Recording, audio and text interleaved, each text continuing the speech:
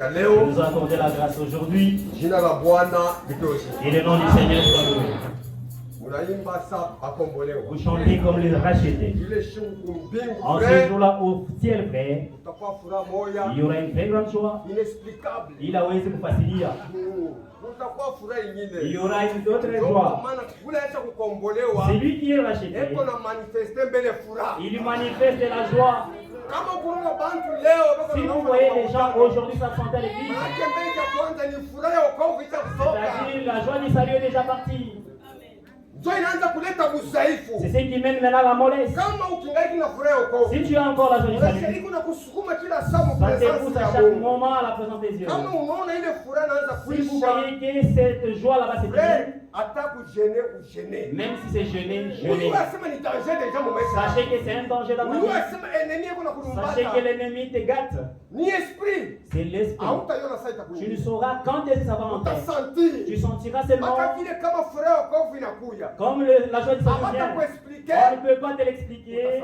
Tu sentiras cela. Si vous commencez à être rétrograde, personne ne te dira tu es rétrograde. Toi-même tu sentiras. Les affaires de Dieu, ça n'appartient pas à une autre personne. Ça t'appartient à ton Dieu. Si tu donnes ça à quelqu'un d'autre, là tu te perds toi-même. Le jour que tu étais né, tu étais né un jour toi-même. Et le jour de la sortie, tu sortiras dans toi-même. Comment tu infiltres les gens dans ton voyage? Prépare safari yako.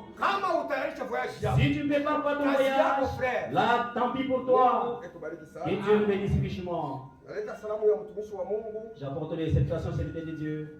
Le frère Meshach de l'Assemblée de Lubumbashi, il a dit de saluer l'église au nom de Jésus-Christ. Dieu voulant. Il y a le frère Shimba, le serviteur de Dieu qui est là. Il était chez moi ici et moi. Quand il était venu vendre le riz, là il prêche à Kasumbalesa. Il a déjà terminé à Kasumbalesa. C'est cette semaine qui va terminer. La semaine prochaine, si la volonté de Dieu, c'est lui qui va commencer. Que Dieu nous bénisse. Avant de commencer, un cantique. Moi, il est ça.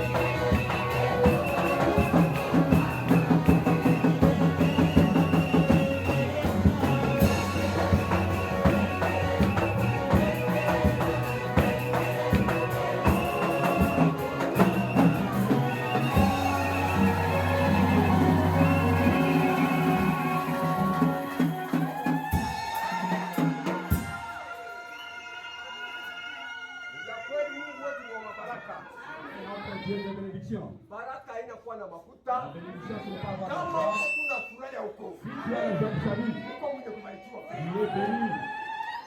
Maana kama Mungu anaketi tu ndani yako Si frère. Dieu habite en toi, mon frère, Hata leo mnakula na matembezi. même si Mungu kaka na furaha. Kuna siku moja parce que tu sais qu'un jour, tutakuwa mu presence. nous serons dans sa présence. Wakati tutakuwa mu presence yake. Quand nous serons dans sa présence, Hatutahitaji kitu. nous n'aurons besoin de rien. Ndio tumaini. C'est ça notre espérance. Asema ule kola ile tumaini. C'est lui qui a cette espérance Ejitakase siku kwa qu'il siku. se sanctifie du jour au jour. Wewe mwenyewe Vous-même, kile kiko tutakasa ce qui nous ni sanctifie, hii neno. c'est cette parole. Alianza kuombea watu. Il a commencé à prier Akwenda. pour eux et Asema, avant son départ. Baba watakase. Père, sanctifie-les. Watakase kwa ukweli. Sanctifie-les par ta Neno vérité, yako ta parole ndio kweli. et la vérité.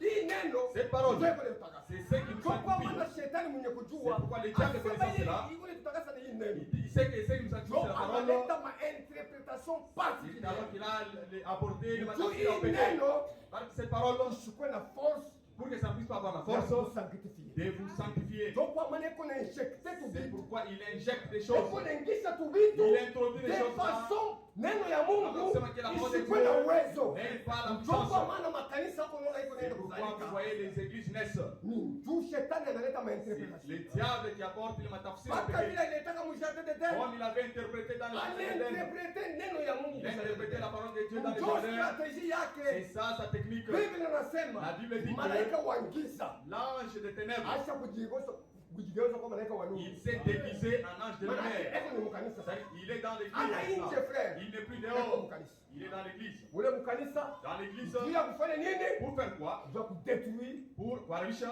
watoto yao. les enfants de Dieu. Kusimamisha Arrêter wale wako msafari. ceux qui sont dans le voyage.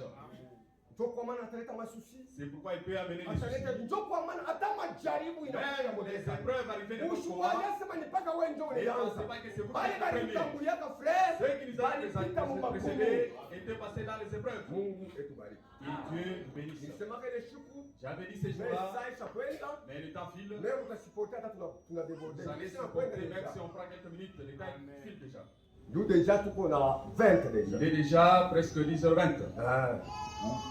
Ba mazee wenyewe watoka na makenze. Les dénominationnels, certains sont à 15h. Watoka na makenze. Ils sont à Haina 15 sema heures. siku yote tuzaanza Pas kufanya. dit qu'ils commencent Kama à passer leo. dans jour. Si aujourd'hui, Ndio kwa maana badiakre kama unaona mareketi kwa c'est mingi. pourquoi les diacres, si vous voyez, il y a tant de requêtes, Unakuwa unaanza avant. vous commencez avant. Vitu vyote hapa hata bantu beko kidogo frere. Hatuna pale juu ya kuchunga Nous watu. ne sommes pas là pour Tuko attendre pale les juu ya gens. neno ya Nous Mungu. sommes là pour la parole de Mungu Dieu. anasema baki kwetu bawili Dieu dit qu'ils sont wala deux watatu. ou trois. Kazi ya Mungu inaanza. Œuvre de Dieu Hata commence. kwa kila siku tunachunga On ne watu. peut pas attendre chaque jour les gens. Sasa ile leo sele. Dès qu'il est temps. Avant Mbele ya c'est wakati. pas l'air. Haina tena wakati. Après l'air, Kisha wakati. c'est pas l'air. Haina tena wakati. L'air c'est l'air. Wakati ni wakati. Ile tusha kuchakula. C'est qu'on a déjà choisi. Ndio vile tunapaswa kutembea. C'est comme ça que nous devons Ndio marcher. heshima ya Mungu. C'est ça le Wale respect wote que nous avons wanasema de Dieu. tunamheshimia Mungu. Tous ceux qui savent Wataanza que kwanza nous honorons Dieu. Dieu prédication inaanza. Il doit commencer à 10 jours la prédication Unakuta commence. kama unaona sema saa hii sio Si vous kidogo. voyez que le temps est minime, Makantiki les special. cantiques spéciales, Haitakuwa na namna. Kama mbakura simena muleta. comment on prend une semaine, vous Kama savez pas les dimanche ndio cantiques kanisa spéciales. special. C'est toujours le dimanche. Mungu kwa dimanche. Dieu, il est toujours le dimanche. Hapana. Non. Mundia Mungu haina sema Chanter kwamba pour bantu Dieu, wanakuwa mingi. ce n'est pas dire Ni qu'il y a wakati des kuna gens. furaha huko. C'est quand il y a la joie qui Asema s'allume. kuna furaha. On dit que celui qui est dans la joie, qu'il chante. Ni wakati wote furaha. C'est à tout le temps. Mungu etubariki. Que Dieu bénisse. Tutajibu mbele kwa ile question. Nous allons répondre à une Ya question. Apocalypse 10. Ou soit Funuo Kumi. Ile iko na complication. C'est qu'il y a tant de complications. Njoo ilianzaka wakati ya matone. C'est qui a commencé au temps de tonnerre. Apocalypse 10 ile. Funuo Kumi. Njoo ilianzaka njoo panasimamia misingi ya matonelisi. C'est là que se trouve le fondement des tonneristes. C'est là-bas. Frère wakati aliuliza Quand le frère a demandé, kulikuwa wafrika wale wawili basi il y avait ces deux frères qui m'ont déjà posé cette Tuko question. mwingine anambia sema frère. Un autre m'a dit frère. Wengine wanasema brochure 3e testament. D'autres disent que ma brochure ni agano ya tatu. Sasa walitosha reference ya weko wapi? Leur référence c'est où? Branham Branham. 3e Adam. Adam ou tatu. Reference ya weko wapi? Où est leur référence? Frère, Mon frère, mingine il y a certaines choses, ni kazi ya shetani. c'est l'œuvre du diable. Ndio wanasema tena hii Apocalypse 10. Apocalypse 10, Ule encore. ange puissant Ule malaika wa uwezo, ni Branham. ils disent que c'est Branham. Wasikia kule mko na vitu. Vous voyez là où il parle avec les choses. Kwa maana C'est pourquoi t'expliquer avant ya kuingia mon message. nous allons expliquer avant d'entrer dans notre sujet. Kwa maana C'est pourquoi hata tunaenda tunapisha kwa wakati. même si on vous prend quelques minutes, vous allez supporter parce qu'on va clôturer aujourd'hui. Ce n'est pas clôturer, c'est arrêter seulement. Toujours le même message. Quelqu'un d'autre fait pas de cela. Il y aura toujours de meilleures choses. Aux 5 ministères. Même si je termine aujourd'hui, quelqu'un fera aussi. Il y aura de nouvelles choses encore. C'est comme ça que Dieu a donné le ministère. Nous allons lire Ufunuo 10. Ufunuo sura ya 10. Shikie mambo kani. Ni confusion tu ya shetani. Tuliwataka sabisa kuisha bila kutambana pole pole. Mais ça marche petit à petit. Anaambia mwingine frasa kumbe mwaye mtupatie mabroshiri yetu mubakie pale Biblia yetu. Donnez-nous vos brochures. Aya comprendre na message yenyewe nini? Ils n'ont pas compris qu'est-ce que le message. Ujumbe. Tout à la Bible. Kurudia ku Biblia. Donc kwa maana Abraham anasema kama unahubiri Kristo, si vous prêchez Christ, eke amrudishe mu Biblia umeone vous le retrouvez pas dans la Bible. Là vous avez mal prêché. Centre yetu. C'est ça notre centre. Kama kuko bantu banajua beko na mabroshiri wale soma na kuishia. Il y a des gens qui ont des brochures, lisez pour comprendre cela. C'est nous. Mungu anasema Dieu dit que beko na isoma na kuishikia. Ceux qui lisent et comprennent. Maneno ya unabii. Parce que ce sont les paroles prophétiques. Haina wote ndio bishikia frère. Ce n'est pas tout le monde qui entend. C'est ça les confusions. Apocalypse 10 kwanza hapa. Ufunuo 10 sura ya kwanza. Sura 10 mstari wa kwanza. J'ai vu un autre ange puissant. Nikaona malaika mwingine wa nguvu. Qui descendait du ciel. Akishuka toka mbinguni. Enveloppé d'une nuée. Mwenye kuzungukwa na wingu. Au-dessus de sa tête. Juu ya kichwa chake. Était un arc-en-ciel. Buruku ya mwanza ngongoro. Et son visage était comme le soleil. Na uso yake ilikuwa kama jua. Et comme des colonnes de feu. Na miguu yake kama vile nguzo ya moto. Il tenait dans sa main un petit livre. Alikuwa shubeba mkono yake kwa kitabu kama kaloko. Ouvert. Yenye kufungula. Et il posa son pied droit sur la mer. Akaweka mguu yake ya kuume pa bahari. Et sa gauche et son pied gauche sur la terre. Na mguu yake ya kushoto pa udongo. Il cria d'une voix forte. Akalalamika kwa sauti kubwa. Comme rugit un lion. Sabi ni simba analalaka na nguruma. Quand il cria. Wakati alilalamika. Les 7 tonnerres. Manyunguruma saba. Fit entendre leur voix. Ikasikilizisha masauti yayo. Et quand les 7 tonnerres. Na wakati manyunguruma saba. Il fait entendre leur voix. Ilisikilisha masauti yayo. J'allais écrire. Mimi nifia kuandika. J'entendis du ciel. Na nikashikia tokea mbinguni une voix sauti moya ilikuwa ikisema c'est qu'on dit les 7 tonnerres. Funga hii mambo miunguruma saba inasema. Et ne l'écris pas. Na usiliandike. Donc pale mimi nasema kama bandu wetu ba matonere révélé. Nos frères de tonnerre. Comme biabongo. Ils sont dans des faux.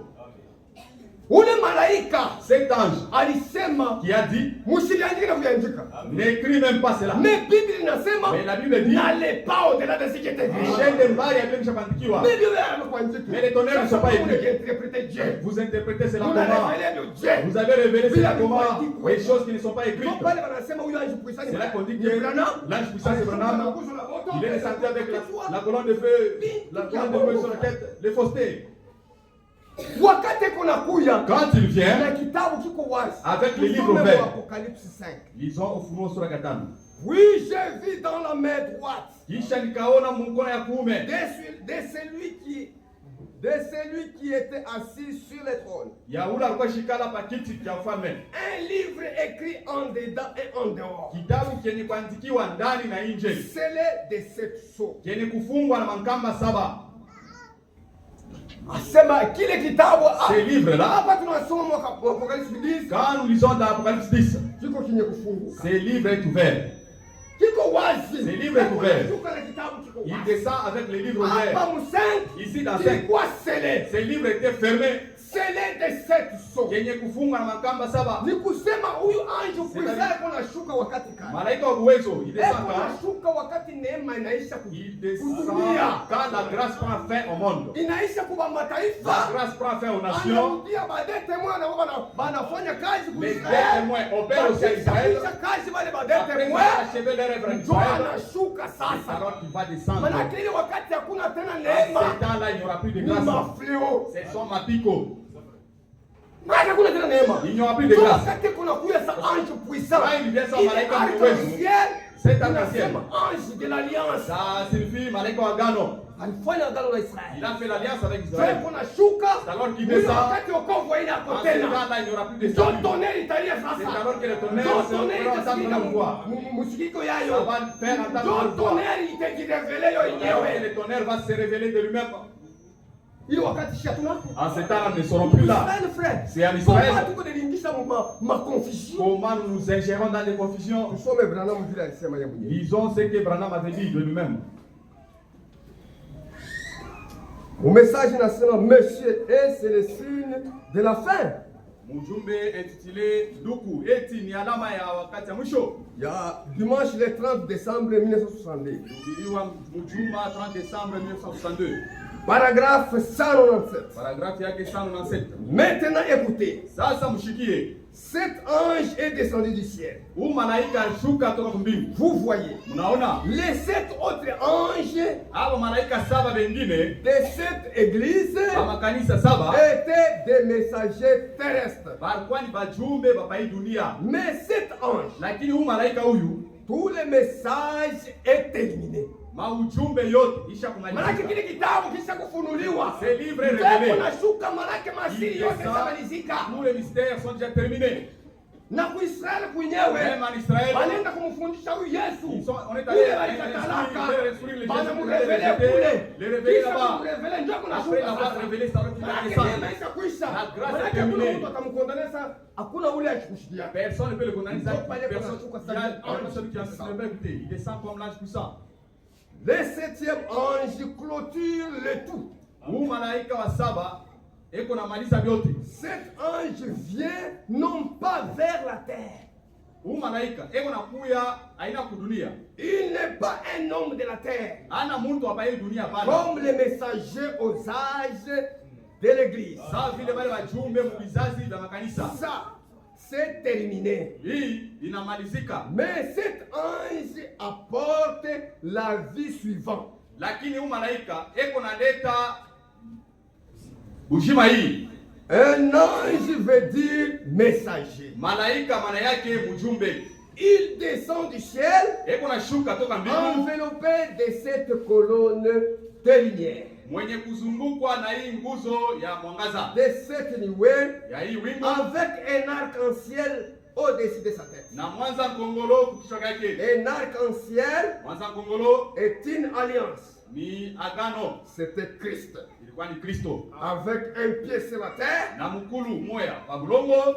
Et sur la mer. Na ingine pa bahari. Et il jura. Na kalapa. Qu'il n'y aura plus de temps. Ya kusema hakutakuwa tena wakati. Ile wakati kuna shuka neema isha kuisha manake. Sans la grâce terminée. Baisha kureveler ba des témoins banaubiri na Yesu. Des témoins ont prêché Jésus en Israël. Ils sont dans la Bible. Ils sont dans la Bible. Juu ya ni mystère kani. Soma pale haina mystère mbili hapana. Iko mystère ni mmoja. Ni siri moja. C'est un mystère seulement. Ile libaki yako bayue. Ce qui était resté pour qu'il puisse Jésus Christ et le Jéhovah de l'Ancien Testament. Il est le même hier, aujourd'hui et pour toujours. Ndio ile siri libaki yako. Ndio ile frère anakuja kurudisha hayo pa chandelier. Venir restaurer sur le chandelier. Bantu bayue. Que les gens connaissent. Kama nisema le shiku. C'est pourquoi je dis ce jour-là. Avant message. Mbele ya ujumbe. Hakuna mtu anaweza kubatiza kwa roho ya Yesu. Personne ne baptisé mjina Yesu. Hakuna hata kanisa moja. Aucune église. Hata wa Pentecoste benye. Pentecoste. Wanaweza kubatiza mumai mu majina matakatifu. Matatu. Dans les 3 saints noms. Kama leo banaanza kubatiza au nom de Jésus, ni grâce ya hii message. Ni huyu messager wa 7e messager alikuwa clôturer, anarudisha hii siri ile ilifichwa iliyakako. Paul avait prêché cela. Paul avait prêché ce mystère. Message frère. Clair. Ce sont les gens qui cherchent des histoires. Colossiens 2. Wakolosai sura ya pili. Mwanzie mu 1 jusqu'à 3. Commencez au verset 1 qui parle. Nous devons savoir quel est ce mystère. Colossiens 2. Wakolosai sura ya pili. Commençons au premier verset. Je veux en effet que vous sachiez combien est grand le combat que je soutiens pour vous et pour ceux qui sont à Laodicée et pour tous ceux qui n'ont pas vu mon visage dans la chair.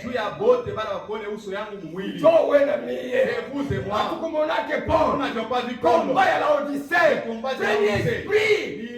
Donc kwa maana kama leo bintu biko hivi ni pale Mungu asikujuake. Frère, ministère. Paka Mungu alikujuaka. Ba mingi bali namuka njua yuba imetize message. Leko nasoma mabroshi. Frère, leko nasoma kanya. Kutumishi ya Mungu. Mais le mystère de Dieu, ni Mungu ndio anaweka. C'est Dieu en place. Donc leo tunakuwa ma déviation. Pourquoi il y a des déviations moya? Les mêmes brochures. Ma tendance kama linga. Mais différentes tendances. C'est pas la brochure, bon, la somme. Toujours les mêmes brochures. Toujours les brochures. Mais il y a différentes tendances. Ah, toi, de ça. Continuons. Afin qu'il ait le cœur rempli de consolation. Qu'il soit uni dans la charité. Enrichi d'une pleine intelligence. Pour connaître le mystère. Nous singulier moya. Ce n'est pas 2 ou 3 mystères. Ni mystère quand il est lié. Quel est ce mystère dont on parle ici? Le mystère de Dieu, savoir Christ. Savoir Christ. Les Jéhovah de l'Ancien Testament. C'est Jésus-Christ de Nouveau Testament. Mystère dans laquelle sont cachés tous les trésors de la sagesse et de la science. Unajua Yesu Kristo frère. Kama leo tuko na ubiri. Hatukupita kwa teoloji. Hatukufunde mambo ya Biblia. Ni huyu Yesu. Tunapata ndani yake kwa mautajiri. Il y a les trésors. Ilifichwa ndani ya Yesu Kristo. Ya hekima yote kuna ndani. Na ufahamu wa vitu. Et la connaissance des choses là. Ndani ya Yesu Kristo. Dans Jésus-Christ. Mais banasema banakatala Jésus Christ. Mais il refuse. Banasema la Bible c'est une carotte. Ils disent que la Bible est kilashi cha kuoza.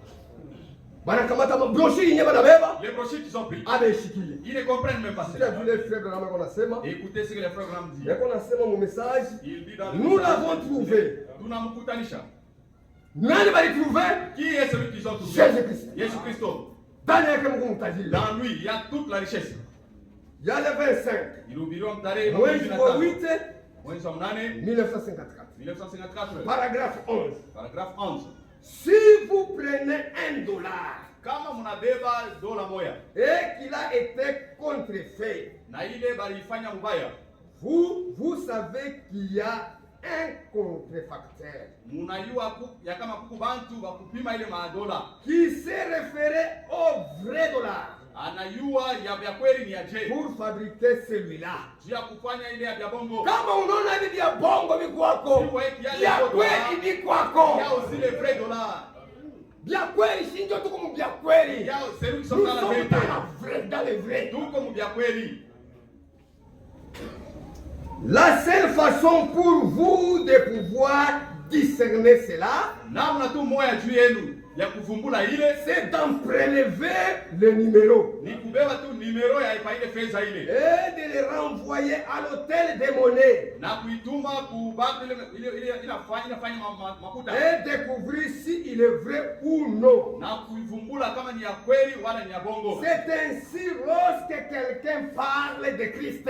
Jo hivi namna moja na mtu kama inasema juu ya Kristo, Ramener cela à la Bible kisha kila nasema Biblia et découvrir si cela est vrai ou non. utavumbula kama vile anasema ni ya kweli wala hapana. C'est la preuve finale. Jo kionyesho kia mwisho. Ceci est le hôtel démoniaque. Na hii jo hotel ya pesa. Kama una prêché troisième Adam, si vous unahubiri Adamu watatu, unipatie référence. Donnez-moi les références dans la Bible. Kama unasema brochure Troisième Testament, si que les brochures sont dans le Troisième unipatie Testament, vile balibisimaka mu Bible. donnez-moi les références dans la Bible. Njoni kuitike. C'est alors que je Kama ni vais ma accepter. confusion kuna yetu Si ce mkichwa, sont les confusions que tu as, utabakia na ma confusion tu ya. vas rester avec tes confusions là. Mungu etubariki. Que Dieu nous bénisse. Sasa itakwenda deja. Le temps est tellement avancé. Mungu atusaidia. Dieu va nous Vile aider. vitabakia hapo bataongeza C'est qui hapo. va rester quelqu'un qui Tulipenda va tu ndio augmenter. kutosha confusion mu bantu. Nous avons voulu Mungu ôter la atakuwa confusion dans les gens. kuterroriser frère. Quelqu'un peut venir Na mambo composer ya ça kuachana tena. avec différentes choses. Frère, là. kama unakuwa na revelation ya Si tu as ta révélation propre, tunaingia mu Bible, on entre dans la Bible. unashinda Tu kuniexpliquer. échoues de m'expliquer cette Frère, révélation. mimi nairejeter. J'ai dit, tout pas. Nairejeter frère. Tout pas. Shafanya mubaya. Je n'ai pas péché. Sijui nishingie mu confusion. Pour ne pas entrer dans la Mais ba confusion. mingi beko netika tu bya kichika kichika. Beaucoup acceptent. Ndio kwa maana kulikuwa confusion ya 3 ans et demi. C'est pourquoi il y avait la confusion de 3 ans. Il est 3 ans et demi. Le 3 ans et demi là, Bantu banishinda kuikonfirmer mu Bible. les gens ont essayé de confirmer cela dans la Bible. Sasa kama uko 3 ans et demi kumbingu, S'il y a 3 ans et demi au ciel, tunarudia pa nous dunia. rentrons sur la terre. Utaingia mu tribulation Nous frère. allons entrer dans la tribulation. Ndio il est 7 ans. Parce que les Il est une semaine. Une semaine il est Daniel ilibaki hapo. qui était resté que Daniel avait vu, Ni 7 ans. ni miaka saba Divisé par 2. kuikabla mpande 3 mbili, ans et demi. miaka tatu na Mungu kipande, afanye alliance qu'il fasse agano na Antichrist. avec l'antichrist, Bajengurule temple. qu'il reconstruise le temple. Kisha ndio mtakuwa ile kazi ya kujengurula temple. C'est là où il y aura Mnafanya la ngano, reconstruction, ndio il mule fait la badete mwe batatumika kazi. C'est là que les deux témoins vont opérer. Kama binaisha, Si c'est la terminée. banakuwa kuvumbula sema tulifanya Ils ile. découvrent que vous Tulifanya avez alliance na Antichrist. on a fait l'alliance avec un Banavunja ile alliance. Ils vont rompre cette alliance. Unakuwa deja 3e guerre mondiale. Il y aura il est Tribulation. Na hiyo inafanya 3 ans et demi. Ça va durer 3 ans et Kama demi. inaisha ndio tunashuka Si frère. ça termine, ça Mais kama ni 3 ans tunashuka. Si dans Tutaingia wa 3e guerre et puis mondiale. on est Wala Mageddon on va tutaingia. entrer dans Armageddon. Haina conforme na Biblia. Mais c'est pas conforme à la Bible. Ni mafilosofia. Ce sont mawazo avant tout. Ni mafilosofia. Ce sont des philosophies. Ndio kwa maana C'est pourquoi Roho Mtakatifu ya mafa. le Saint-Esprit est tellement important. Mtumishi wa Mungu ataishi kufunde Un frère. serviteur de Dieu, même Anapatia s'il n'a mtu pas anasoma étudié, Biblia. il Yeye anaanza doit quelqu'un qui lit la kusikiliza. Bible, il commence à étudier. Asitenda kote. Il ne peut pas taper à côté. Dini esprit de vérité. Roho ya ukweli. Itakukonduire mu vérité. Ça va nous conduire dans la vérité. Mungu etubariki. Et Dieu le bénisse. Tenda kwa haraka kama Mungu anatupatia kwa Nous irons vite, vite, si Dieu nous Tunaingia accorde. sasa mu message yetu. Nous entrons dans notre sujet. Nasoma sasa Nous allons lire maintenant Matthieu 4. Mathayo sura yake 4. Ende mu 12. 4. Mathayo sura 4 mstari wa 12. Message yetu ya siku tuko naendelea nayo. Notre message du jour. Et de ce moment, Natokea ile wakati Jésus ayant appris que Jean avait été livré, Yesu akasikia kama Yohana alitolewa, se retira dans la Galilée. akaondoka kutoka Galilaya, Il quitta Nazareth akatoka Nazareti et vint demeurer à Capernaum, na akakuwa kuikala Kapernaumu, situé près de la mer, yenye kwa pembeni ya bahari, dans les territoires de Zabulon mjimbo la Zabuloni et de Nephtali, na Neftali, afin que s'accomplisse ce qui avait été annoncé par Ésaïe le prophète. ili timizwe neno lililosemwa na nabii Isaya, Le peuple de Zabulon et de Nephtali watu wa Zabuloni na Neftali et de la contrée voisine de la mer, na wakando kando ya bahari, du pays au-delà du Jourdain nchi ya ng'ambo ya Yordani et de la Galilée des gentils. na Galilaya ya mataifa. Ce peuple assis dans les ténèbres Hao watu wenye kuikala mgiza a vu une grande lumière. waliona nuru Et kubwa, sur ceux qui étaient assis dans la région et l'ombre de la mort, na juu ya bale walikuwa shikala mupali na pakivuli cha la wafu, lumière s'est levée. nuru ikasimama. Dès ce moment, tokea ile wakati Jésus commença à prêcher Yesu akaanza kuhubiri et a dit, na kusema, répentez-vous, tubuni, car le royaume des cieux est proche. kwa maana ufalme wa mbinguni umekaribia. Baba mtakatifu, Mungu muumbaji wa mbingu na dunia, tunashukuru, tunapia asante mkubwa kwa kushima Seigneur unatupatia asubuhi ya leo. Père Celeste, tulala sababu bila tumaini kama tunaweza kuona upambazuko ya leo. Kwa neema na mapendo yako unatupatia souffle de vie. Juu ya hiyo tunaonyesha sifa kama mshango tukufu wako. Seigneur, tazama mfano wetu tunakaribia baifashi. Tunakuya aina cha kushikia mtu, lakini tunapenda kusikia wewe Mungu mzima. C'est pourquoi Seigneur Dieu tunahitaji presence yako Baba. Ishuke Seigneur Dieu na kushika mtumishi wako, apate kusema maneno ili kutoka kwako Père Éternel. Mfalme wetu tuasiste Seigneur, utufungulie shika kushikia masikio ya kiroho Père de gloire. Tupate kuelewa Seigneur Dieu mapenzi yako kwa wakati asubuhi ya leo. Shuka utuongoze mwikazi, mwanzo mpaka mwisho, mjina la Yesu Kristo kwamba hivi. Amen. Mungu etubariki sana. Que Dieu nous bénisse. Tunampigia tena Mungu wetu asante. Remercie encore notre Dieu. Kwa neema alitupatia siku ya leo. Pour la grâce qu'il nous a accordée aujourd'hui. Kuja tu nyumba ya Bwana. Venir seulement dans la présence du Seigneur. Neema ya Bwana. C'est sa grâce. Frère, mon frère, dada, ma soeur, tuko na misi. Nous vous supplions. Ufanye kwa nguvu. Faites tous vos efforts. Wakati haina kwa frère. Il n'y a plus de temps. Ile siku tutaenda. Ces jours où nous partirons, dunia itakuwa mbaya frère. Le monde sera tellement mauvais. Mtu atashinda kukana mkioske yake. L'homme échouera de rester dans ce kiosque. Tulisoma kana mwele siku mwezai. On a lu avec vous en Isaïe. Asema hii mwangaza ya yua, la lumière ici du soleil, itakuwa 7 fois. Ça sera mara 7 kupita hii. Makali yake. Sa puissance. Sasa dunia itakuwa chini. Le monde sera comme asema hii makali ya yua, la puissance du soleil ici, ndio itakuwa ya mwezi. C'est ce qui sera de la lune. Sasa dunia itakuwa chini. Maintenant, quel sera le sort du monde?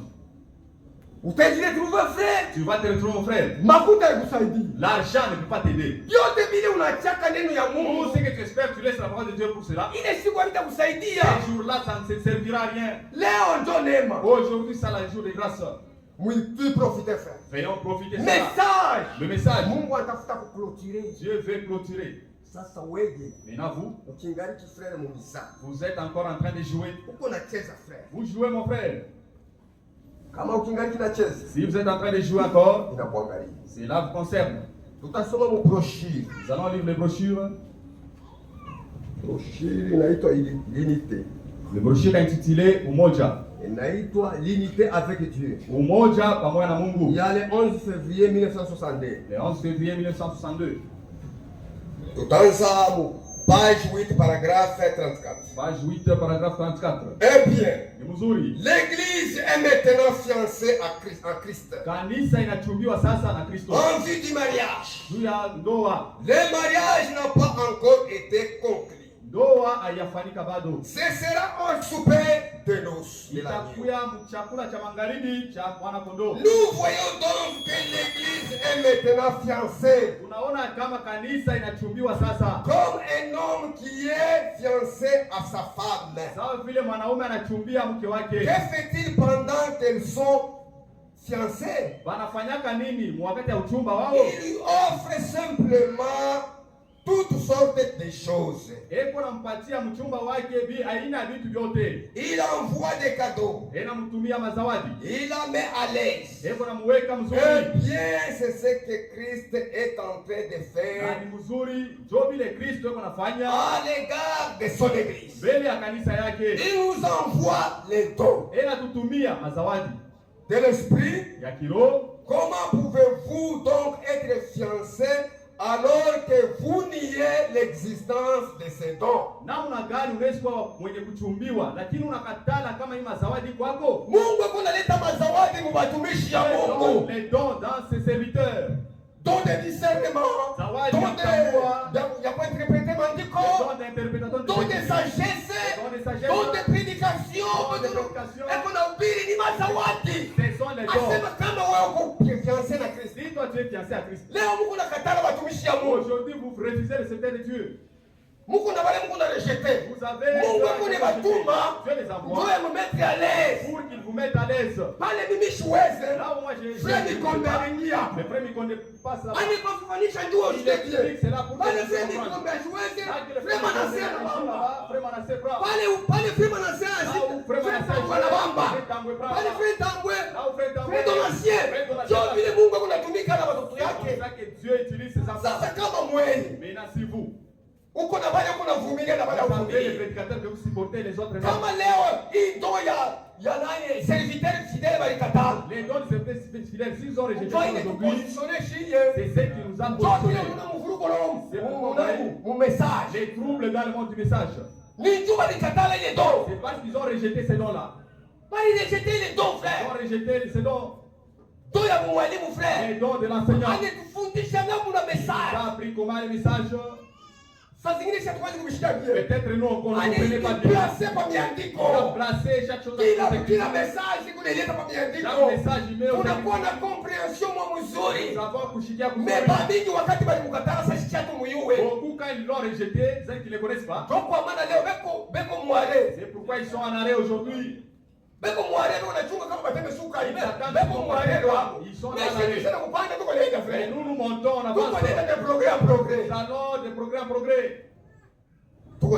Nous continuons. Kama Mungu analeta mazawadi. Si Dieu amène les dons, il les donne à l'église pour que l'église ils sont les signes même de l'amour. Bonjour, alama ya mapendo. Kusema Mungu anatupenda. C'est ce qui montre que Dieu nous aime. Watumishi ya Mungu bazuri frère. C'est bon. Beko na ubiri neno ya Mungu ya kweli. La parole de Dieu véritable. Moi parce qu'on a fura frère.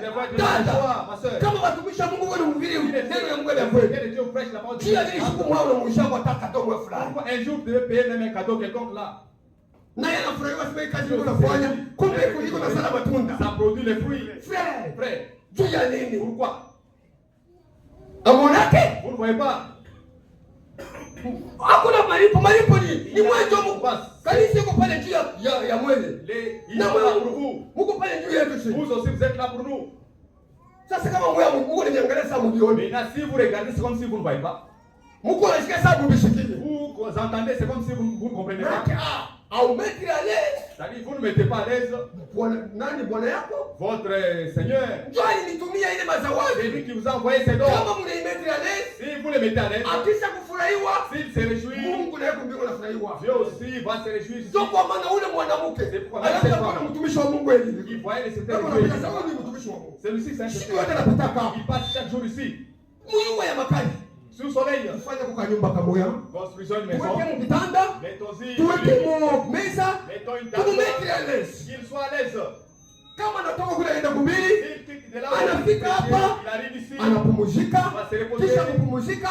Sasa ile atapenda. Anaongeza safari. Le temps où il voudra partir. Bwana yake anachika. Son mariage c'est parafanya vile. Ils ont construit. Wakati bali mettre à l'aise ile mazawadi. Ils ont mis à l'aise ces dons là. Mungu anashuka. Dieu est descendu. Mubaulize hapa bali mfanyishie.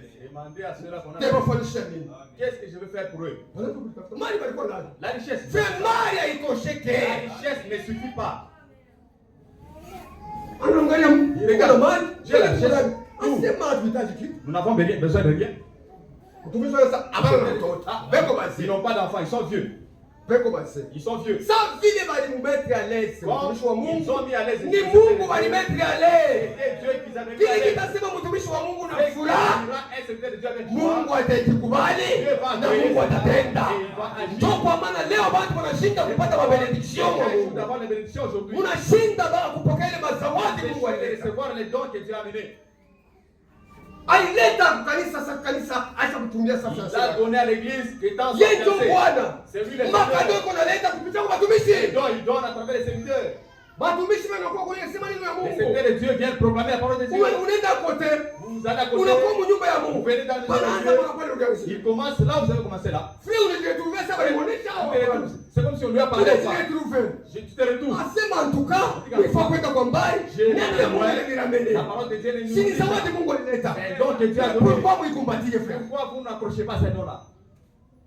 Pourquoi vous mettez à l'aise? Pourquoi vous ne mettez pas à l'aise ces dons? Mungu wewe mwenyewe eko na mettre à l'aise kanisa lake. Na kuleta ile mazawadi. Anamena ces dons. Wakati walikatala. Quand ils ont rejeté. Aisha na Odyssée. Pourquoi qu'ils allaient à Laodikia? Iko ingekulainiwa. Et maudite. C'est maudite. Toka mulaodicée, frère. Laodicée. Umukaribie Mungu wako. Approche-toi de ton Dieu. Eko na kokona kwa mulango yako. Il frappe à votre porte. Toka mubile vyote, frère. Il est dans toutes ces choses-là. Tumukaribie Mungu, frère. Approchons-nous de Dieu. Eh bien, Mzuri. gardez ces choses à l'esprit. Muchunge vitu mro. L'église doit croire chaque parole, Kanisa inapasha kuamini kila neno. chaque promesse, Malako yote. chaque iota. Ikiwa hata Hata virgule tuko yamini, frère. nous croyons cela. Ndio kwa maana wewe pa virgule wewe unapita pita À la ukuzike. virgule, vous passez sans pourtant vous reposer. Ndio kwa maana leo watu wanaenda mwekse. Aujourd'hui, les gens Pale wanaweka kweli kusimama, frère. il faut Yeye anapita pita hapo mbio, On frère. passe vite là-bas. Ndio kwa maana confusion mu Il y message. a la confusion dans le message. Asema na iota iko na konte. Même nukta, c'est conseil. Virgule iko na konte. La virgule est essentielle. Unaweza kupita papo Vous pouvez passer sur le ni point. mambo nyingi nazo unapita pita. C'est d'autres choses que Unaeleleka. tu prends Unashika comme kusikia wewe tu mzuri. échoues de Mtu comprendre le sens. unashinda kusimama vile Mungu anasema Tu kusimama. as échoué à t'arrêter. Pale nasema virgule ni kupumzika. Quand on dit il y a la virgule, c'est s'arrêter un peu. Vous arrêtez. Wewe ni kusema hii mambo itaishia hapa. Ouais, c'est-à-dire que l'idée s'arrête par ici. Mungu anaanza vile mambo yenyewe. Dieu commence d'autres choses. Mais kama yote bila tulifanya. Mais si on ne sait pas cela, Ati respecter. on ne respecte pas ces choses. Ndio kwa maana message C'est pourquoi aujourd'hui, bantu wanachapakana. les gens ont embrouillé les choses. Asema tunapaswa kuverifier vyote. Nous devons vérifier toutes Et choses. réclamer cela pour elle-même. Na kuiomba ile yenyewe. Kanisa ikuwe sa mbintu yake. Et à l'église, ce soit comme ces choses. Et suppliquer si j'étais célibataire Na kufasilia kama mimi nilikuwa Malaka et que j'étais fiancé à une fille na mimi nichumbia binti fulani, et je lui enverrai quelque chose. nitamtumia kitu fulani, Une bague de fiançailles. pete ya mchumba. Et si elle ne l'apporte pas, Kama ashivale, cela montre donc ile inaonesha qu'elle kama n'a pas confiance en moi. ashinitumainie. Elle ne veut pas être mon épouse. Na ashipende akwe bibi yangu. Et si Christ envoie des dons, Na kama Kristo anatuma mazawadi, et il a promis à l'église, ile alilaka kanisa et que celle-ci ne les rejette, na kanisa inabeba mazawadi ni kataza. disant qu'il n'est pas ainsi. Haina Et hivi. elle ne veut pas être l'épouse de Christ. Na kanisa ipende kuwa bibi harusi wa Kristo. Elle est l'épouse d'un autre amant. Inakuwa kanisa ya Bwana mwingine. Et non de Christ. Hapana bibi ya Kristo. L'époux ainsi la véritable église garde la promesse. Bibi harusi na kanisa ya kweli iko nachunga malako. Ndio kile leo mazawadi Mungu anatuma zawadi kanisa. Dieu envoie aujourd'hui les dons dans la Batu vie. abavumbula kuvumbula. Les gens ne découvrent même pas ça. Parfois anaweza ndio kwa maana Mungu asibilete na maparler ya langue. Mabibi ya langue. Ndio utafahamu confusion. Parce que vous serez dans vos furuko. Frère, si hapa tutafute miujiza. Ici nous ne cherchons pas les miracles. Hatutafutake miujiza. Nous ne cherchons pas les miracles. Biblia inasema miujiza itatushindikiza. Les miracles nous accompagneront. Ba mingi wanaanza kutafuta makanisa mpaka miujiza leo. Beaucoup cherchent dans les églises Mungu des le miracles. kwetu kuko miracle. Et chez nous il y a les miracles. Wanapeleka watu mu confusion. Shetani miracle anafanyaka. Le diable fait même les miracles. Si wakati ndio kanifanya kwa roho ya Chers font des miracles. Hakuna ke bafungu wao wanafanya Vous ne miujiza. voyez pas les charlatans faire Wakati des miracles. tunatumisha shetani. Les cachers Ake font des miracle miracles. Mungu ana miracle. Dieu n'est pas dans les miracles. Mungu yuko muneno yake. Dieu est dans sa parole. Sasa kama unakuwa muneno yake, Si tu es dans sa vrai parole, miracle le miracle la kweli, itaanza kukusindikiza. ça va t'accompagner. Ainsi qu'il est Seigneur ya kweli frère. Bwana anasema le Aina miracle kufabriquer frère. et non les soins. Ndio nasara leo makanisa yanapasuka pasuka. C'est ce qui fait qu'il y a beaucoup d'églises aujourd'hui. Kuimite vitu. Vous pouvez kufuatisha vitu. Hatuwezi kwanza kuimite. Nous ne pouvons pas imiter. Tusome Yeremia 10. Ils ont Yeremia 10.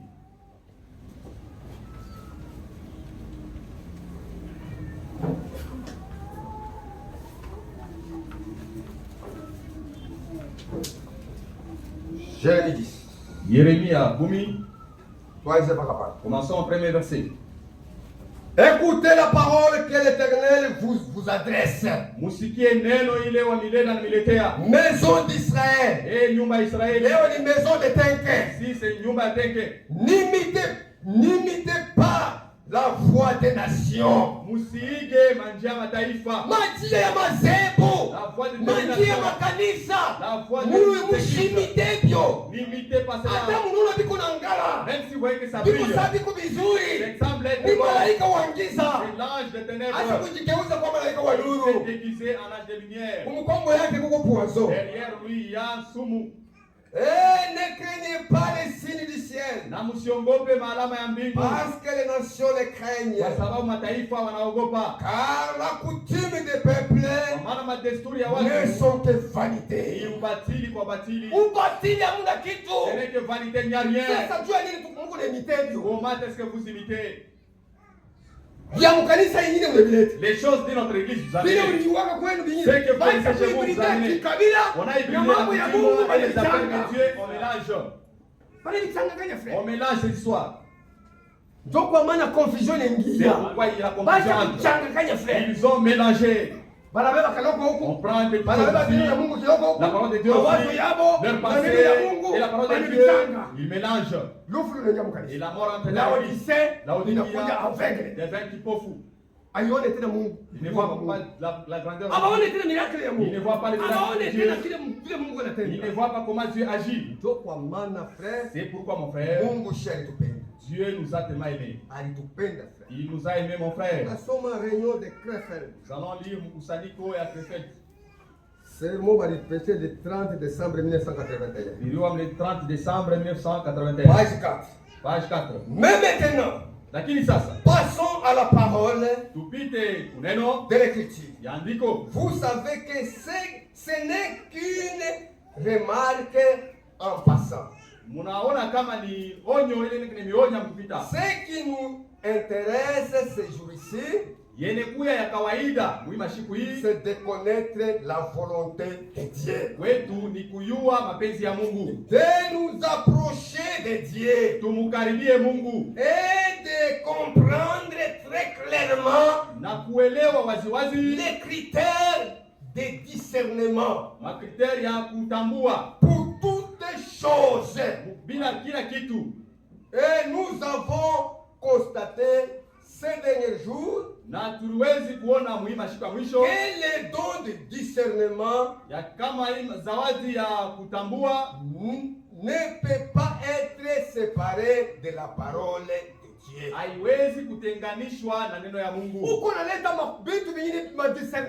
Vous apportez des discernements qui sont en dehors de la parole. Non, mon frère. Vous amenez ma famille. Des prophéties sont dépassées. On ramène à la Bible. C'est autre chose. Frère, on dit que les sorciers sont entrés. Les sorciers sont entrés. Priez beaucoup. Ce sont des fausses choses. Un jour, mon frère, on était en prière. Dans la prière, une sera commencée. Dieu a dit, répandez-vous. Jusqu'à tel point, il a terminé comme ça. Comme moi, je connais, cette soeur est possédée des démons. Elle n'a rien dit. Elle n'a pas donné le message. Ce n'est pas Dieu qui a parlé. Elle a eu des sensations, elle commence à parler. Si vous dites répandez-vous, mais les prédicateurs vont pécher comment? C'est l'œuvre des prédicateurs. Ils prêchent à tout, répandez-vous. Mais que ce soit le message venant de Dieu. Vous voyez comment les diables. Si vous ne connaissez bien, répandez-vous, répandons-nous. Dieu dit de le bâtir. Un monsieur il m'a retrouvé là chez moi. J'ai passé à l'église là-bas. On m'a montré ton domicile. Dieu m'a envoyé chez toi. Il a dit répands-toi. Ou sinon, il va te frapper. J'ai dit, ah, nous sommes croisés aujourd'hui. Nous sommes croisés aujourd'hui. Celui que je cherche. Il y a beaucoup de gens, mais moi non. J'ai l'observé. Il a terminé. Ah, que Dieu te bénisse. Si Dieu t'a visité, il a donné le message concernant Dieu m'aime tellement. Dites-moi les choses que Dieu t'a dit, que je vais me repentir. Dites-moi, je vais me repentir sur quoi? Parce que Dieu l'a envoyé. Il a des précisions. Il y a là où j'ai branché. Il demande, explique-moi, je vais me repentir. Il a échoué de marcher. Il est resté calme. Je vais me repentir. C'est pas ce que tu dis. Chaque jour, je me repens. S'il y a un problème qui va échapper, Dieu connaît, il t'a envoyé. Dites-moi ces problèmes-là. Il s'est gratté la tête. Dieu m'a parlé de lui. Tu l'as trompé. Parce qu'il ne connaît pas sa tête. Pour toi, il t'a envoyé comment sans te montrer les sujets sur lesquels tu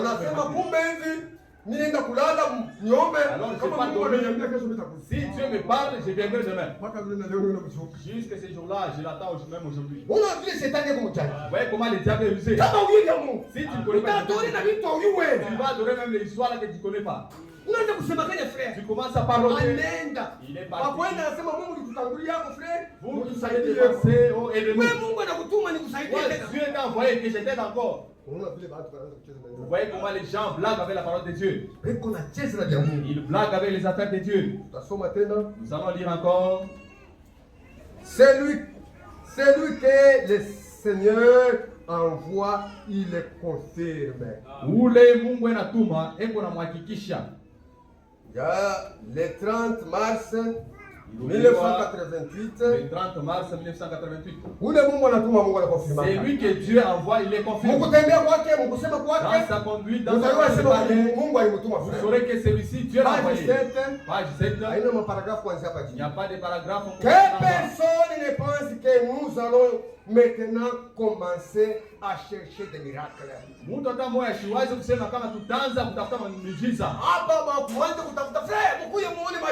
Commencez à dire que frère, vous allez voir les miracles de Dieu. Demain Dieu fera ceci. Est-ce que Dieu t'a dit qu'il fera demain ceci? Dieu t'a dit qu'il fera demain ceci ou cela? Que Dieu bénisse richement. Que personne ne pense que nous allons maintenant commencer à chercher des miracles. Jamais et jamais. Je peux vous assurer que cela n'arrivera jamais. Que nous puissions commencer à chercher des miracles. Mais nous verrons des miracles. Cela arrivera. Nous avons accordé à la parole la place qui lui revient. Nous l'avons mis en première position. C'est alors que les miracles vont nous suivre. Prenez cette parole.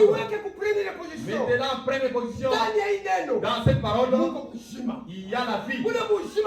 La vie qui est dans la parole. Vous allez recevoir cela. Vous allez sentir chaque vie a toujours sa nature. La vie de Dieu, la nature de Dieu sera en vous. La nature de Dieu va se manifester. Il t'a dit manifester, frère. C'est pourquoi mon frère, accrochons-nous à la parole. Venons nous accrocher à la parole. Dieu lui-même, le reste, il va s'en charger. Il va s'en charger de cela. Jérémie 8, 3e 4. Yeremia 8 mstari ya 4. Dis-le. Ainsi parle l'Éternel. Est-ce que l'on tombe sans se lever? Où se détourne-t-on sans revenir? C'est à vous qu'on dit.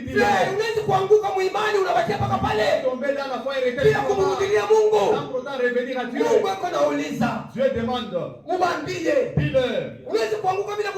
Est-ce que tu peux tomber sans te relever?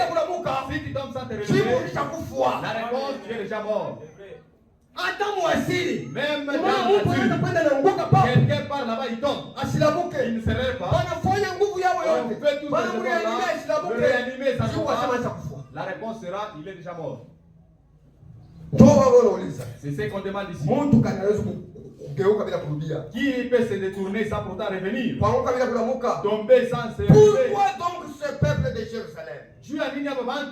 Ça pardonne-t-il à des perpétuels également? Make unaenda frère. Ya Mungu frère usituke tena. Akitani yako no ya ipite pite mu bya Mungu. Tuna wapate kusoutenir œuvre ya Mungu. Asema tusoutenir œuvre ya Mungu. On dit que soutenons l'œuvre de Dieu. Na force yetu yote. Avec toute notre force. Avec toute notre intelligence. Avec tous nos biens. Yote tusoutenir na kazi ya Mungu. Avec tout, nous devons soutenir l'œuvre de Dieu. Et à perpétuer également, il persiste dans la tromperie. Il refuse de se convertir. Je suis attentif. Et j'écoute. Il ne parle pas comme il devrait. Aucun ne se répand de sa méchanceté. Elle dit, qu'ai-je fait? Nilifanya nini? Kila mtu ashue na kujua. Chacun ne sait pas. Asema nilifanya nini? Qu'ai-je fait? Bure tunagrada ashue sema ni bubaya. Il ne sait pas que anasema nilifanya nini? Il dit que qu'ai-je fait? Je ne sais pas.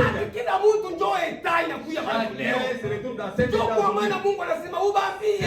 Dieu a dit que dis-leur. Mtu kale anaweza kwenda bila kurudia frère. Il peut aller sans se lever. Mtu kale anaweza kuamka bila kulabuka. Il peut tomber sans se lever. Tubu. Répands-toi.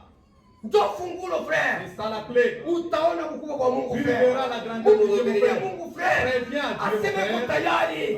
Il est prêt pour nous pardonner. Pour nous pardonner. Eko tayari frère. Il est prêt mon frère.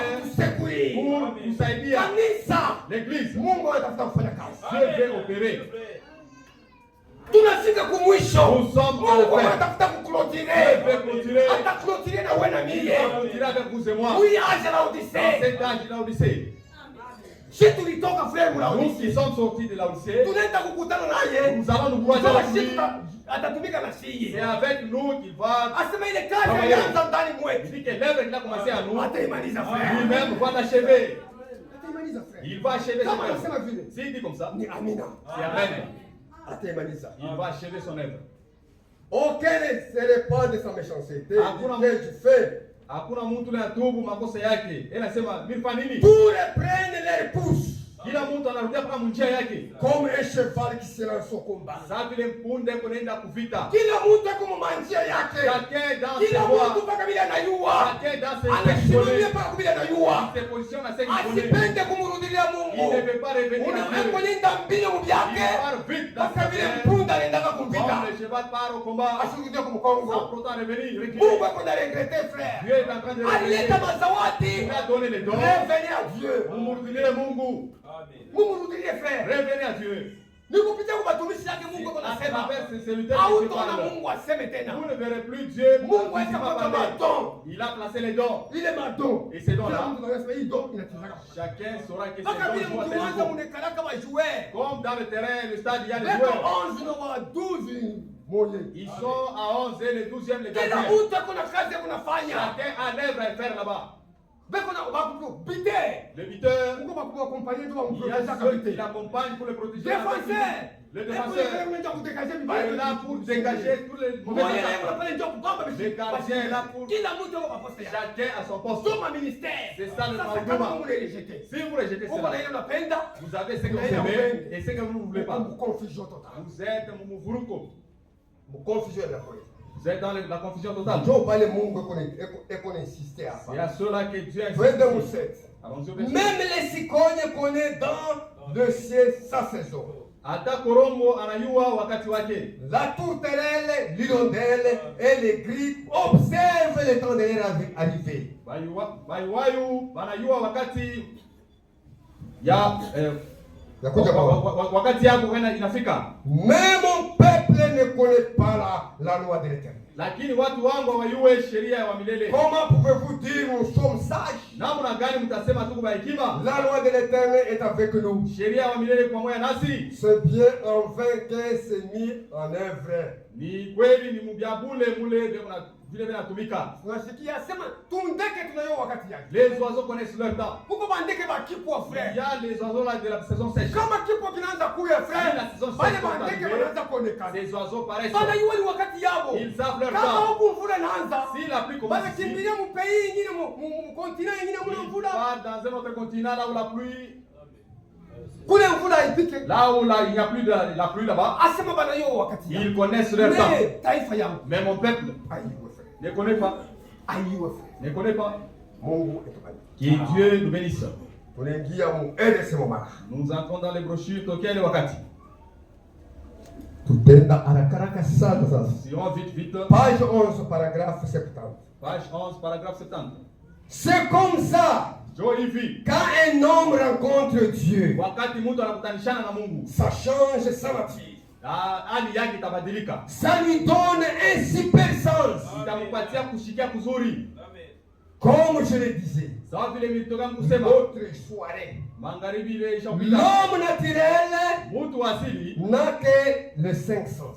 eko na mamilango 5. Mais le croyant, Lakini mwaminifu quand il rencontre Dieu, wakati anakutanishana na il Mungu, reçoit quelque chose de différent. atapokea kitu kimoja cha kuachana. C'est une super sens Ni ile super sense. qui est élevé au-dessus de l'ombre.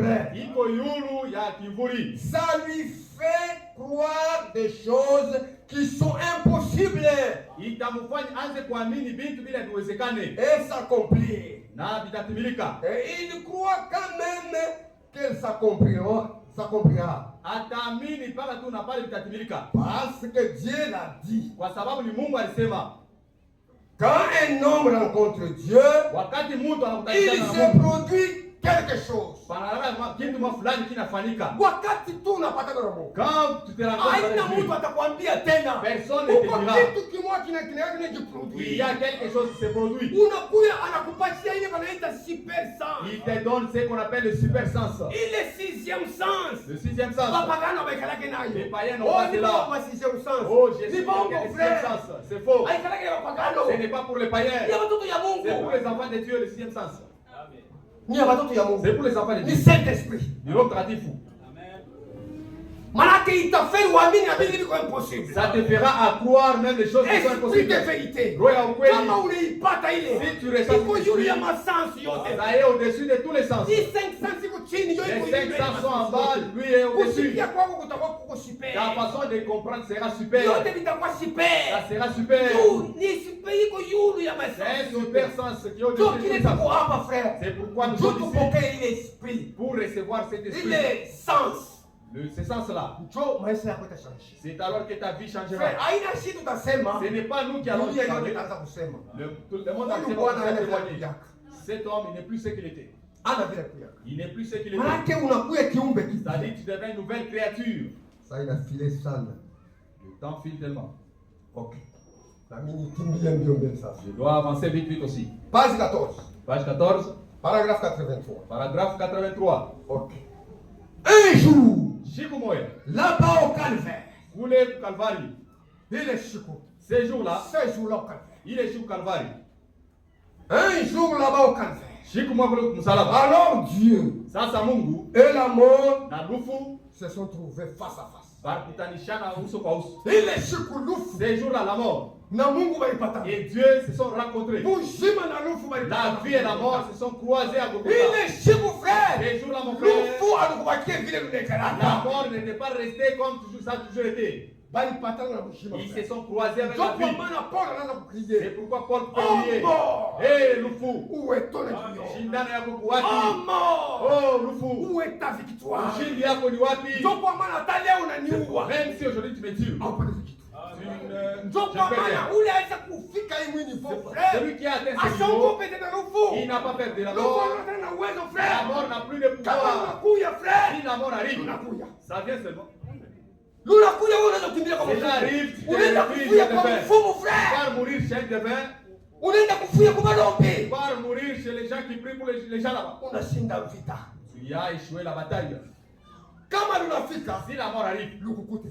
il ça te retrouve Ndani ya Yesu. en Jésus-Christ. Manake haukufwe. C'est-à-dire que tu n'es pas mort, Wanakutambulisha ngambo ya pili. on va te traverser, aller de l'autre côté. Mwile wakati Dans ce temps-là, ndio unaanza kuvivre ile vyote tu vas tunaviona. commencer à vivre tout ce qu'on prêche ici. Ndio kwa maana rufu atulivu. Atilongope tena C'est pourquoi frère. nous n'avons pas Hata peur de la mort. malali inapika frère. Même si la maladie Usiangalie nous frappe. wanasema ule kama anakuwa na mai yake. Si celui-là vient avec son eau là, Anasikia bien. on fait ceci, il va se rétablir. Wangu mtaniacha nikufwe. Chez moi, laissez-moi mourir. qu'il n'y ait pas de cérémonie. Si l'hôpital échouait, Mungu tunamtuespere Mungu. nous espérons en Kama Dieu. Mungu anasema njoo wakati yangu, Si Dieu a dit que c'est ça le mwache temps, wakati yenyewe. laissez que cela se passe.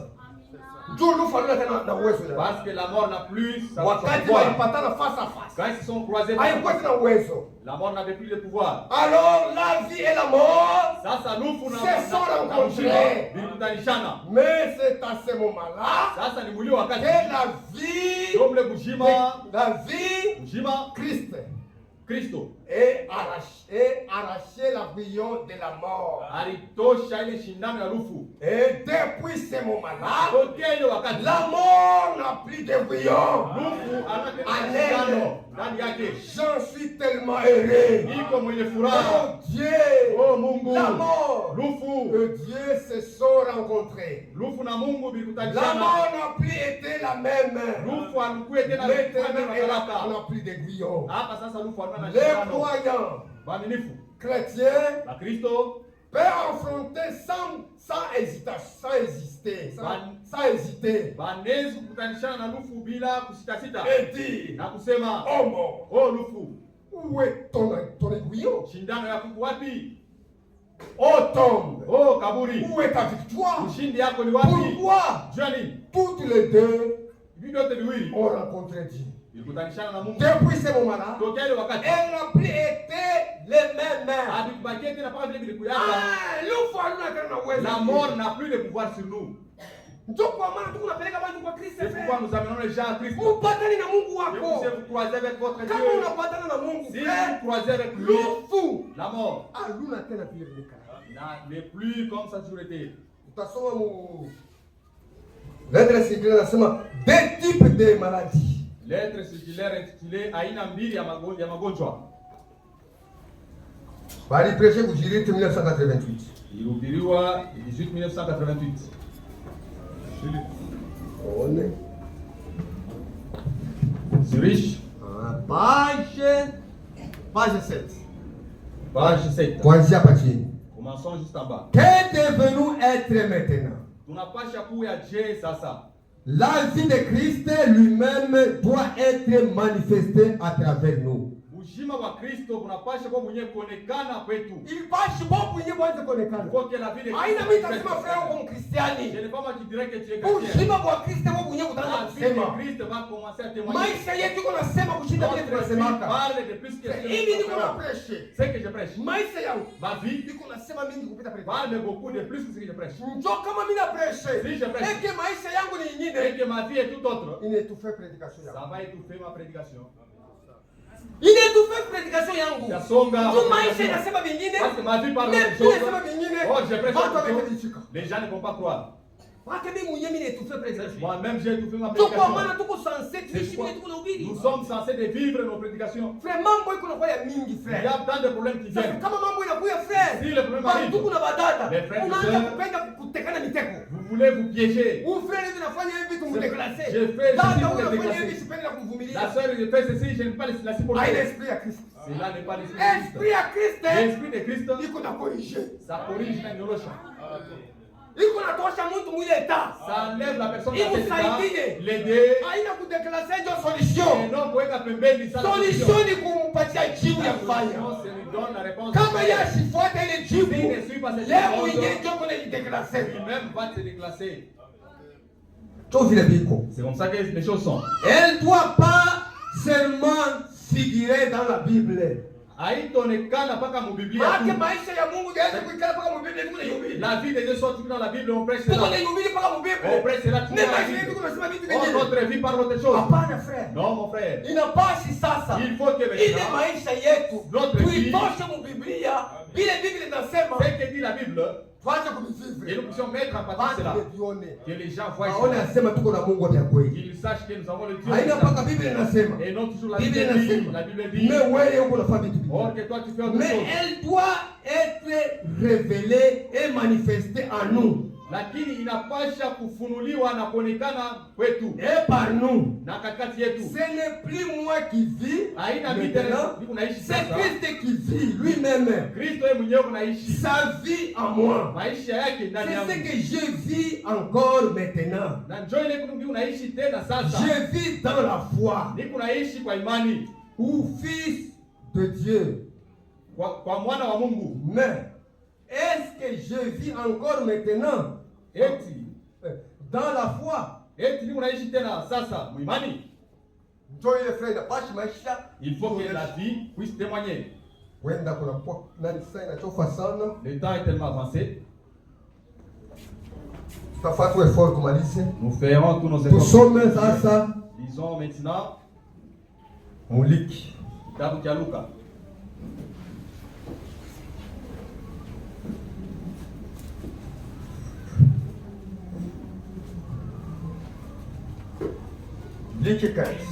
Luka 15.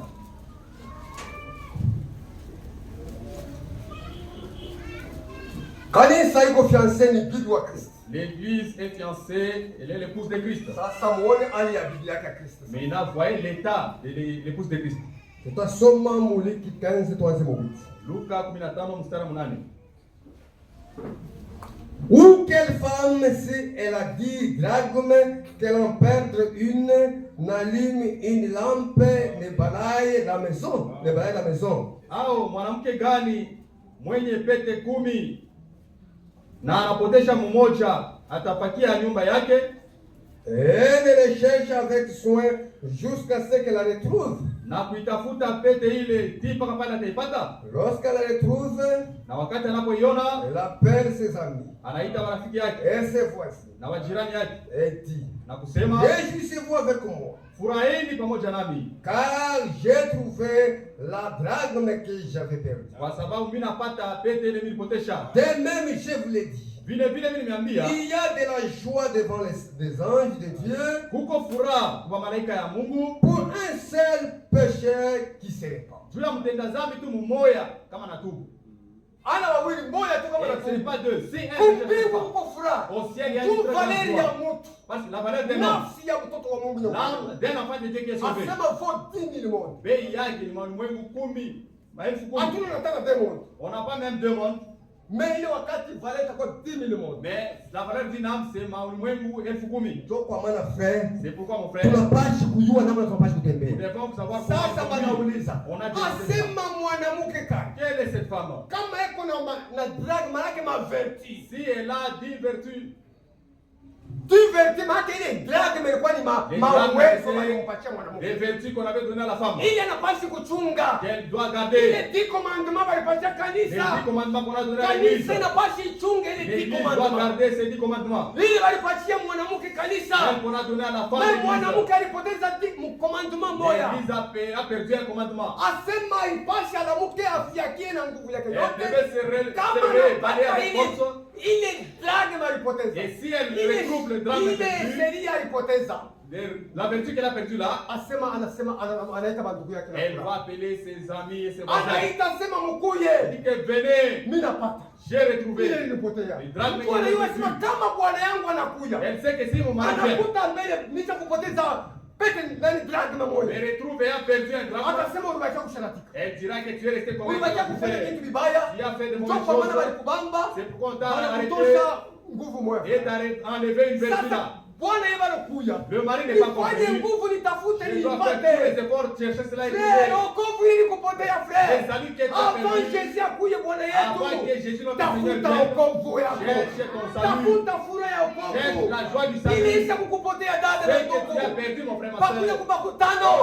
Inakuwa ni ceremony.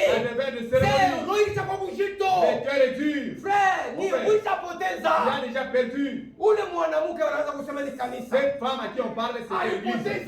Talanta moja. L'église a perdu un drame. Hapa wewe na mimi niko nasema. Ici vous et moi quand on parle. Kanisa la Odyssée. L'église de la Odyssée. Haipoteze tu moja. Elle a perdu un. Yote. Elle a perdu toutes les drames. Ishapoteza frère. Elle a tout perdu. Kwa maana Mungu alisema sortez du milieu de mon peuple. Toki katikati yako ni watu. Kanisa ishakupoteza maverti. L'église a perdu ses vertus. Makanisa ishakupoteza frère. C'est pourquoi l'église ont perdu. Inapoteza orientation. Ils ont perdu kiongozi. Bacha kupotea frère. Ils sont perdus. Hawapoteze paka moja. Ils n'ont pas perdu. Ishakupoteza madrasa. C'est tous les drames qu'ils ont Kama perdu. mnapenda muone état kanisa. Si vous voulez voir l'état de l'église, muangalie mwanamke mtumishi. Regardez les femmes au monde. Joti. C'est ça mon femme. Kama unaona mwanamke hapana tena na haya. Si vous voyez que les femmes n'ont plus la honte. Kanisa ya Mungu haina tena na haya. L'église de Dieu n'a plus la honte. Vile kako nafanya. de ce qu'il faut. Kama unaona banamuke wanaanza kuvula manguo. Si vous voyez les femmes se déshabiller, Kanisa la Laodicea kubunje. l'église de la Odyssée est nue. Isha kuvula. Elle s'est déshabillée. Frère, wale kunaona wale banamuke vile vile Quand unafanya. vous voyez ces femmes faire cela, Za kanisa. les femmes de l'église, Vile hapana na haya. comme elles n'ont pas la honte, Mtoto mmoja anamuuliza sasa unafanya kashipo les kidogo. filles ont demandé, tu as porté une courte jupe comme ça. Anajibu niko nashikia mashika. Elle a répondu, j'ai entendu de mon propre oreille. Toi, tu t'étonnes pour ça. Asema kama bali turuhusu kutembea na mashirika. Si on peut nous permettre de marcher même en sous-vêtements, Mimi ndio nipaswa kwa. je devais être la première à marcher en sous-vêtements. Beko na mwekemea njoo ile On doit anafuata. réprimander à Na cause de yana la kesa. jupe, elle ajoute autre chose. Aya ina hapo tena. Il n'y a plus de honte.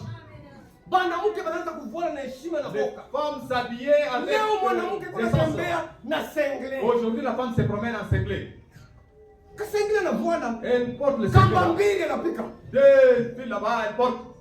Mwanamke njoo haya. La femme, c'est elle qui Haya fait la honte. ishakupotea. C'est Njoo notre kwa là, maana déjà kanisa ishakupoteza nguvu. l'église a déjà perdu la vertu. Njoo kwa maana hii kanisa ya hivi. Une telle église, Eske Mungu ataka kuibeba? est-ce que Dieu viendra la Sa prendre bibi yake comme étant son épouse? ule alifiancé Et là, anakuta ule fiancé kwa mwile eta. retrouver la fiancée dans cet Eske état. akamubeba kwa mariage? Elle va la prendre au mariage? Jibu hapana. La réponse c'est non. Ni kusema enlèvement iko nini? C'est-à-dire que l'enlèvement est nul. Enlèvement iko nini? L'enlèvement est nul. Ndio kanisa isha kuperdre mavetu. Parce que l'église a perdu ses Kanisa haina vertus. tena na position. L'église n'a plus de position. Souviens-toi d'où tu es tombé. Kumbuka ni wapi pa Kanisa unaangukia. nayo iangalie L'église sema doit yake. regarder tokea ile wakati. Ndio kwa maana Mungu asamuna ule mtu anaweza kuanguka bila kulamuka. Quelqu'un peut tomber sans se relever. Kanisa inapaswa ilamuka. L'église doit se relever. Tunamushe bendera ya Mungu. Relevons le drapeau Kila de Dieu. mtu pale eko Chacun là où il est, ondore parole de Dieu. il honore neno la Mungu. Kwanza mie na wewe. Tokea moi et vous. Hakuna mtu ule tutatosha. Personne on peut Kila parler. mtu dada pale wiko. Ma soeur là que tu es, Beba neno ya Mungu sabe. prends la parole de Dieu comme le drapeau. Kila mtu abebe neno ya Mungu Chacun sabe. prend la parole de Dieu comme le Bantu drapeau. baone vile bendera Et na. les gens voient comment les Leo drapeaux sont kanisa suspendus. ishusha bendera yake. L'église a fait descendre les drapeaux. Neno ya Mungu ndio bendera La ya parole de kweli. Dieu, c'est ça le vrai drapeau. Ndio pale tunashimamaka wakati C'est là que nous nous positionnons. ile drapeau watu waweza kuishusha frère. Le drapeau est déjà rabaissé. Uko naomba mulamushe bendera. Nous voulons que vous puissiez élever le drapeau. Drapeau ya Mungu. Le drapeau de Wakati Dieu. tuko natembea, Quand nous marchons, mashuhudia sema il témoigne que basafiri ni hapa. les voyageurs sont ces gens-ci. Tuko mageni ya basafiri. Nous sommes des pèlerins voyageurs. Basafiri ni hapa. Les pèlerins sont ces Hii gens-ci. message Ce message ilikuwa na kifunguzio. est venu avec un but. Haina vile leo. Pas aujourd'hui. Wanatoka mwi message na wenda kufanya Il kampani. quitte ici pour aller faire le message là-bas. Donc là-bas, Message haikuja kufanya kanisa. le message n'est pas venu pour créer des Makanisa églises. ishakuwa shue. Les églises ont échoué. Kupoteza maverti. Les églises ont perdu les Ndio kwa maana vertus. wanaanza kufabrika na C'est kufabrika. pourquoi ils commencent à fabriquer les choses. Dada umo utafabrika vile. Ma soeur, ici on fabrique Kama pas les unapenda trucs. useme uruka. Si tu veux parler en âme, Unapenda tu uprofetize. veux prophétiser, Shimamia mwenyewe. tiens-toi dans la parole de Dieu. Shika tu neno ya Mungu. Tiens la parole de Dieu. Ndio vyenyewe vitakuja. Ces choses-là viendront Haina d'elles-mêmes. kuimite maongeo ya kutafuta. Et ils n'ont pas imité les onctions là. Shetani ataingia, Les diables vont entrer. mtapata bila mwaonaka. Il y aura des choses que tu n'as jamais vues. Ndio kwa maana mtakuwa maskandalo kwa kanisa C'est ya pourquoi il y Mungu. aura des scandales dans Ndio kwa l'église maana de mu Dieu. kanisa ya Mungu. C'est pourquoi dans l'église de Dieu, Ndio mkuye maskandalo. nous ne voulons pas qu'il y ait des scandales. Kanisa ya Mungu L'église de Dieu inapaswa itoshe vizuri bwana. doit faire éclater sa beauté. Kanisa ya Mungu isha kupoteza mambo. L'église de Dieu a déjà perdu les vertus. Isha friend, leo bato banamke bana huduma tena. Les femmes n'ont pas la compassion. Niko nakumbuka EDC mumala Je ya. me rappelle tokea ile wakati. Siku moja Un jour, wakati mtu wa watoto nilikuwa kama na 13 ans au 15 ans. quand on était des jeunes ici, j'avais 13 ou 15 ans. Umu amkwake mamule. Il n'y avait plus de monnaie à tête. Tunapanda na mkubwa mashua tunaenda Ils kufungua. ont monté les trains avec mon grand frère allait à Papa Fungoume. moi alikuwa na monnaie yake ya diesel Il kule. y avait un papa qui avait le Na monnaie ile là-bas. Et c'est monnaie monnaie. utafanya hata 3 jours 4 Vous jours allez na faire kufanya. 3 jours, 4 jours là-bas. Usiku na On kuyua va mtu moudre. anakatisha papa. Jour et nuit, on ne faisait que moudre. Tunapanda tunaenda tunashuka mugari ya Fungurume. Aller descendre, atterrir à la Nico gare de mtoto, Fungoume. frère. J'étais encore jeune. Sa vile climat ni mwili yangu imekalaka na climat ipatanake ya baridi. Comme mon organisme avait le climat là, de la froideur, ça ne Baridi s'entend pas. moja na ni bamba ya majabu. J'étais saisi d'une froideur là. Bamba inaanza kukauka. Et Niko le na menton tetemeka. commençait à Mfumo trembler là. wageni mwili niko na tetemeka. On était des visiteurs là-bas, j'ai tremblé. Lufu lunakuwa karibu frère. La mort était proche. Frère mtu anakufa na baridi. Quelqu'un mort même avec une fois ici. Lufu lunakuwa karibu. La mort était tout près là. Pale karibu palikuwa mama moja. Près de moi, il y avait une maman là. Kumbe alikuwa kuna kusema. Or, après Nangaria. J'ai entendu cette maman dire, cet enfant ici va mourir. Cet enfant va mourir. Cette maman a pris tout le soir. Elle a cherché la paille et elle a allumé le feu.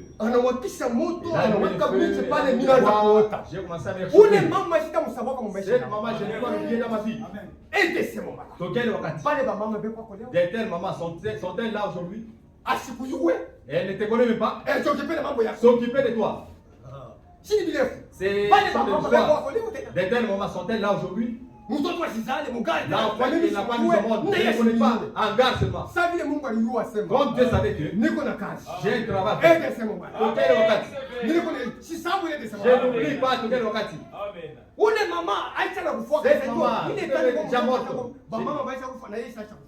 Ma mère est morte, elle aussi. Mais son souvenir n'est pas perdu dans ma mémoire. Dieu l'avait utilisé pour ma vie. Ma soeur, la mort ne peut pas t'atteindre si Dieu n'a pas encore agréé. Ne craignons pas. La maladie c'est autre chose. La mort c'est autre chose. Ne mélangeons pas ces deux. Quelqu'un meurt en vie sans être malade. Mais celui qui est malade est en vie.